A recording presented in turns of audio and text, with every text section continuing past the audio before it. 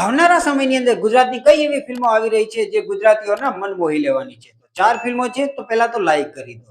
Number 1 ઉપર આવે છે ફૂલ સ્ટોપ ફિલ્મ, કે જે 21 નવેમ્બરના દિવસે આવવાની છે, જે કાલે આવવાની છે, જેની અંદર કાજલ વશિષ્ઠ અને સૌરભ બારોટ કામ કરી રહ્યા છે. અને એક આ જોનરની વાત કરીએ તો એની અંદર ડ્રામા જોનરની ફિલ્મ છે.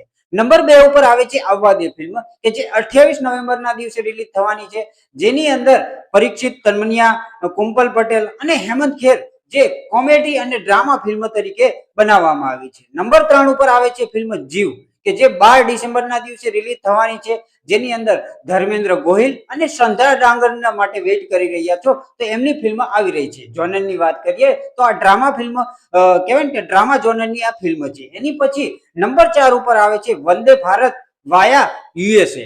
તો એની અંદર જે મલ્હાર ઠાકર અને પૂજા ઝવેરી કાર્ય કરી રહ્યા છે, જે ખાસ કરીને 19 ડિસેમ્બરના દિવસે રિલીઝ થવાની છે. અને જોનરની વાત કરીએ તો ડ્રામા અને એડવેન્ચર ફિલ્મ બનવાની છે. તમે કઈ ફિલ્મો માટે એક્સાઇટેડ છો એ કમેન્ટ કરીને જરૂર જણાવજો.